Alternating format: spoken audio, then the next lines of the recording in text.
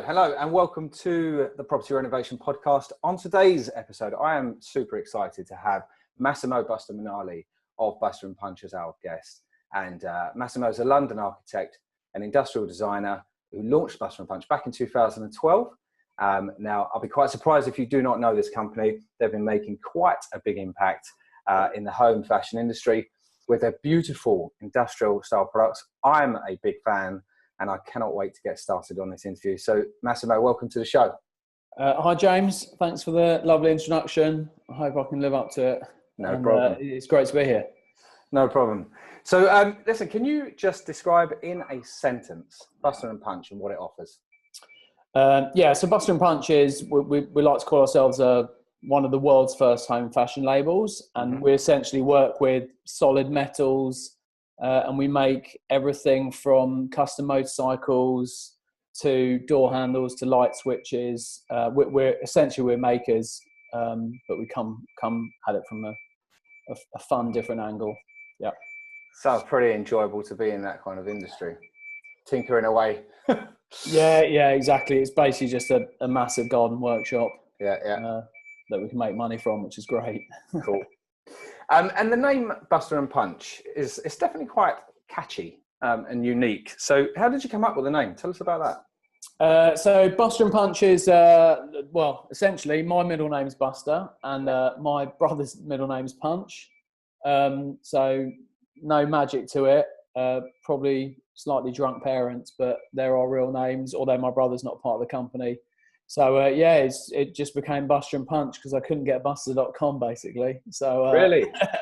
that's why we got the weird name, but it's kind of, it's got a nice sort of English flavour to it. Cool. Yeah. I think it's pretty cool. So can you tell us about your first shop? Do you remember like what you felt like in having your first shop, and like where was it anyway? So basically, I mean, the company started way back in 2012. I was an architect at the time, working for a large architecture firm, sort of getting pretty frustrated in how slow the industry is. It takes a long time to design and build buildings.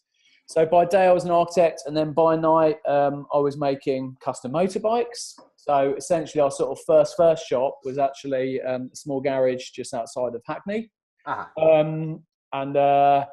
We just started making custom motorbikes. We started selling them to sort of London's rock star glitterati and fashion designers and interesting people in London. And that's kind of how the company started. And then we opened another shop in Stockholm, sort of 2014. And we've just opened a new shop in Shoreditch in East London, just off Old Street roundabout.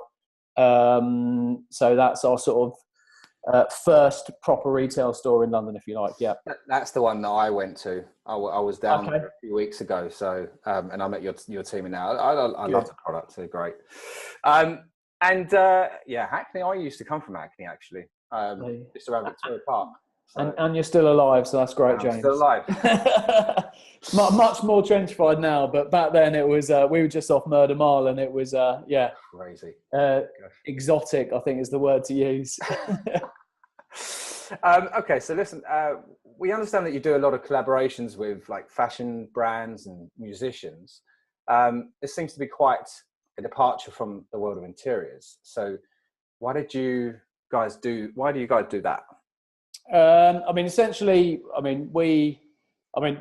suppose to tell you a little bit about what we make is probably best now, and then we'll sort of go back. But, essentially we sort of take, as a company, we take boring functional home fittings. So things like light bulbs, door handles, light switches, cabinet pulls, and we try and sort of reinvent the way that they work, the way that they look, and most importantly, the way that you sort of feel about them. Mm-hmm. So historically, people have seen these little details of your home as things that they have to buy just to finish their home. They didn't see them as sort of must-haves that can essentially make your home. So I suppose that sort of tells the story of what we make now. Going back to this idea of sort of collaborations and why we work with a bunch of sort of weird and wonderful people outside of the world of interiors is essentially, we come from a subculture. So we started life making custom motorbikes, which was quite an underground scene. Yeah.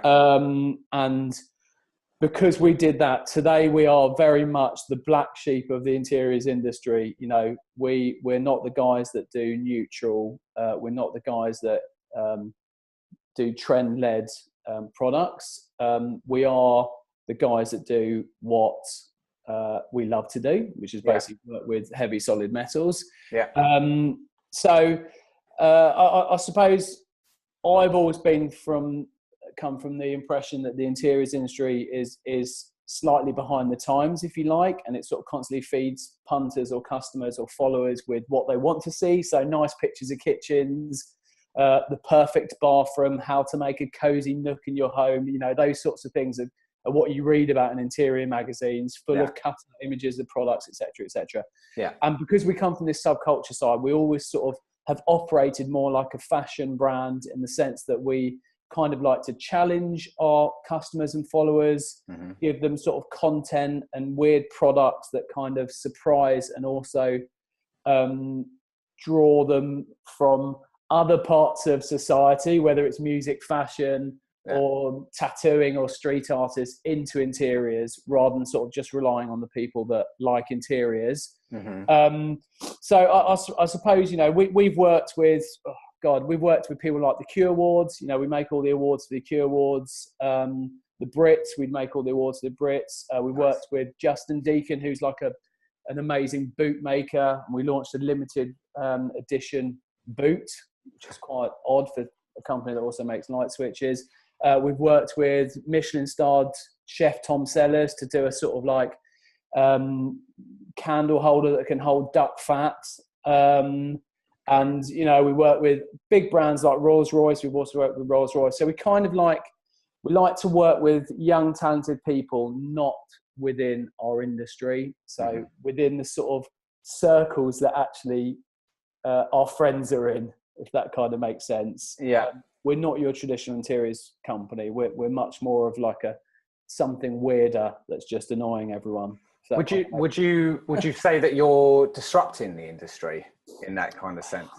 Yeah, I mean, the word disruption's just touted around everywhere. Everyone just wants to be a disruptor of the industry. I suppose, you know, we're doing something very new. We come from a very sort of strange place that magazines can't quite put their finger on. You know, it's never been done before, taking people from making motorbikes or dealing with musicians or working with film stars to come in and do interior products. Yeah. So we're quite hard to sort of contain what we do. And we love to make, you know, ordinary, I'm going to say boring type products, LED light bulbs, light switches, handles. We like to reinvent them, make them really exciting, but we inject this sort of lifestyle, which is to do with London and to do with making motorbikes and this like whole other energy. So in that sort of sense, I suppose from the lifestyle stuff, we are bringing something a bit fresher to the industry. It's been done before. It's been done in fashion. It's been done in music. It's just the interiors is a little bit behind. So yeah, more probably loud, shouty, annoying black sheep rather than disruptors. But, you know, well, I mean, it's certainly working though, because people are absolutely loving the products. You know, you've expanded like amazingly over the past few years, you know, and I really, you know, think that it's got a lot of a long future. Yeah. So yeah, I appreciate that. I mean, when we started, we made lights and we made some furniture. And actually, you know, the sort of moment, the aha moment, if you like, for us was when we launched our first light switch range. Yeah. And that was, you know, 4 or 5 years ago. And I remember coming into our Stockholm store and we had a queue around the block of young, cool people trying to buy light switches, you know, and that sort of summed up kind of what we wanted to do. Because before that, no one looked at a light switch and went, I've got to change my light switches. Everyone just saw that as something that turns on a light, right? Yeah. So we're kind of trying to change a little bit how people see these ordinary things that they probably never thought they needed to change, but now they kind of need to change. I think if anyone's doing their home up, it's an important consideration to make. You know, people go through complete lighting designs and think about the materials that they have in their home more and more these days. And I think, of course, and they're the things that people touch, 50, 100 times a day. So probably more important than kind of people give them credit. But can we talk about the Buster LED light bulb? Was this was the first creation in your lighting journey? No, we actually made a lighting range called Hooked before, which was our first lighting range, which basically sort of introduced the world to the idea of hooking your lights over your furniture rather than just relying on where your ceiling rose is, which was a really successful range for us, still is. But we could kind of see that this old style filament bulb epidemic, I'm going to call it, was kind of coming to an end. Firstly, because they're being phased out by every sort of country or government of the world.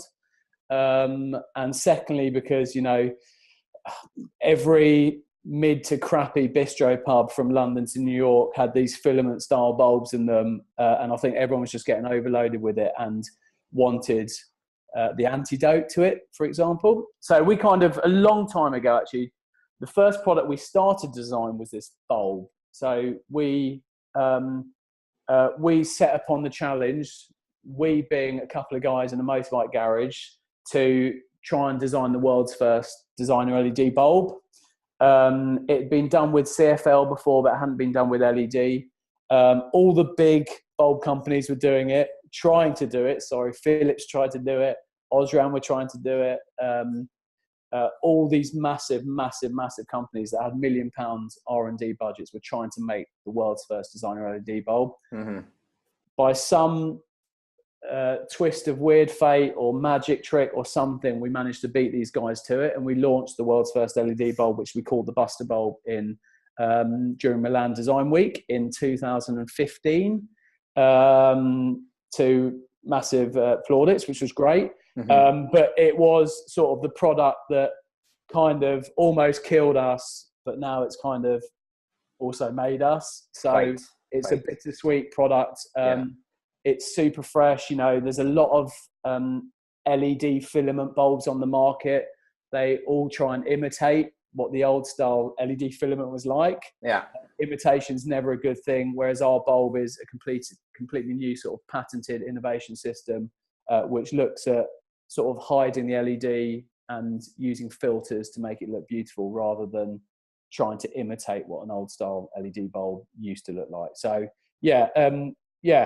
good and a bad one. It's the one that you get tattooed because it almost killed you, but it's also I've heard you refer to it actually as sexy, and I think that's completely a good description for that kind of bulb, actually. It's I mean, when we launched it, it was pretty revolutionary, and sexy, man. It was sexy. Good. Okay. So you've just released your latest collection recently. Can you just tell us a little bit about that? What's it called? So we just released a collection called Caged. It's a collection of lighting products. Essentially, it's taking the box light, which people are kind of familiar with. There's been box lights since Victorian era, probably. And we've sort of reinvented it, tried to make it feel a lot more modern and fresh. They basically have different back panels in them. So there's a white marble back panel, a black marble back panel, and a brushed steel back panel. Whereas traditionally historically they've just been black boxes. There's a full range of different sizes. It's a modular system, so you're meant to sort of you can make different pattern arrangements. It's a range of wall lights and ceiling lights. The bigger ceiling lights haven't quite been launched, but they'll be launched soon. But check out the website. We keep selling out of them, so we hope it's going to be a good range. Cool. And they show off our light bulbs. So the whole idea of them was that we were going to frame our bulb, which you just talked about. So it's exciting. Cool. what else have I got here? So now I know that you've been working very hard on an exciting short video project. So could you just tell our listeners about that? Yeah. What's the idea behind it? So basically, I mean, you know, as we've spoken about before, we try and represent London subculture as best we can. We wanted to do something well out there that other interiors brands or companies wouldn't do. Yeah. So we sort of set on this quest to pull together, you know, all of our favorite young, talented people from fashion, film, music, and basically make a short movie. Yeah. And an original grime, London grime track, which will be on Spotify. And basically it's a fun short movie that's based around two characters, Buster and Punch. They're like two female motorbike riding cyborgs that are sent to demolish all crappy plastic products and replace with our solid metal gear. You know, there's flamethrowers in it, there's motorbikes, there's all that fun stuff. It's definitely out there, but it kind of, we want it to represent where we've come from and kind of, you know, where we're going, which is this kind of like, you know, more fashiony, futuristic side of stuff. Mm-hmm. The movie features some great people. We've got supermodel Kaiser Westberg, who's Buster. We've got an amazing robotics dance artist called Bianca, who's Punch. And then, you know, we've also got a cameo from probably the hottest UK rapper at the moment called Miss Banks, who also features the vocals on our track, which is called Switch Up, and that'll be on Spotify to listen to. But anyway, the film launches on our website May the 8th. It's bonkers, it's fun. So click on, look for it. Also, you can go and listen to the song, which is an original song by a chap called Orphe Noah featuring Miss Banks, all about London. Go and listen to that on Spotify. I think it's going to be on iTunes as well. Yeah, and it's just like, you know, a weird sort of blend of all these great cultures that we love, infused with a bit of interiors. You know, just makes people think, challenges people. It's not a picture of a kitchen, but it's it's exciting. How long was you planning that for? How long was you doing it? Oh, we've been trying about a year. Took 2 days to film, but we've been planning it and trying to rope people to do it for no money at all for about a year now. But yeah, the cast is crazy good. So watch it.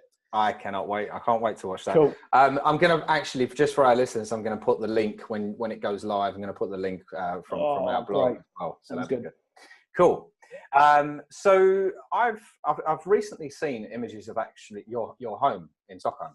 Yep. And a really good write-up as well from Nordic Design's website. And it's definitely industrial and modern and cool. So, but what made you move to Stockholm and call that your home? Long and short of it, the love of my life. What can I say? So I met my wife in London. We lived here for 5-6 years. And as all good Swedish girls do, they miss home. So we went to spend a summer there. Summer became a winter, a cold winter, a Game of Thrones winter. And then it became a summer again. And and we just sort of, you know, we just enjoy it. We now got a little boy, so love. What can I say, James? Love took me over there. Yeah? Mate, me too. Me too. Is exactly what happened to me as well. There you go. It's quite funny because every single English expat that you meet in a European city, it's all because of love. Yeah. But you never see English girls out there, so I'm not quite sure what that means for us. But I don't think we're the better race, that's for sure. So, other than making motorbikes, is there anywhere else that you get your inspiration from, would you say? I mean, we, as I said before, you know, we don't take inspiration from the interiors world, because if we do, our products would look like everyone else's products. We try and draw on everything London. We consider ourselves a very London brand or label, and you know, we just take inspiration from the subcultures, the people, the talent that make up this city, and you know, keep reading, keep listening, keep hanging out, try and get off your phone, you know, keep speaking to people, and you know, that's where you get these sort of bolts of inspiration that become products and weird things. And yeah, just that really. Cool. Okay. Yeah. So what is your mission? Like, can you tell us anything exciting other than the video that's coming out, but like brands working for the brand actually? That is a big question, James. I suppose my mission's quite simple, in that I want Buster and Punch to become the world's first true home fashion label.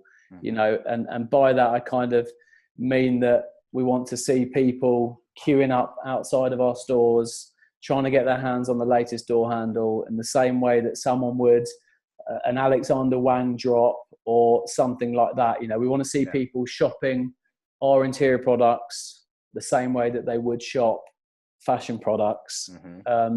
Something so that our products are something more than what they do. They have like a thing about them, they have a culture and a community around them. So that's kind of like the long-term plan. Cool. I think in the near future, you know, we're just launched into North America. So we have now a showroom in LA, which will hopefully soon be a store. So we're launching our brand into New York in May the 20th, where we're taking part in the ICFF, which is a trade show there, which is part of New York Design Week. Takes place May 20 to 23. And we are launching our US electricity range, which we're hoping will make a big old stir over there stateside. So, yeah, kind of big mission, little mission first. Good. Yeah. So the stores that you've got there in London, in Old Street, Shoreditch, yep. And in Stockholm as well. Yep. Any other stores at the moment? There are plans on pieces of paper for a New York and an LA store. Yeah, hopefully soonish. So let's we'll wait and see. And retail's hard, you know. Yeah. It's got to be something that's an experience rather than just a shop. You know, every one of our stores is very different. Our Stockholm store is set up like an apartment. Yeah. Whereas our London store is set up more like a local hardware store, where we're trying to sort of take back a bit of power from the big box DIY stores like B&Q and get people to kind of shop more locally, get into making stuff a little bit more. So each store is very different depending on where it sits. That makes it very, very interesting anyway, doesn't it? Yeah. Okay. But you've got stockists like across Europe. Yeah. So we're selling to 60 different countries. So hopefully people can get hold of our stuff. Also, we ship all over the world. So if you go to busterandpunch.com, click and buy. Good. Yeah, I was just about to say, you took the words out of my mouth. So definitely go and check out Buster and Punch. You can go to their website, busterandpunch.com. Listen, Massimo, thank you very much for coming on to the show. I've certainly enjoyed it a lot. And listen, don't be super excited about that short film coming out on May the 8th, right? Yeah. Excellent. Good. And again, thank you very much. Good, man. Thank you, James. No problem. Switch up May the 8th. I don't want to spend a year of my life making a movie that only my mum watches. So switch up May the 8th and listen to the song. That's the one. Brilliant. Thanks, James.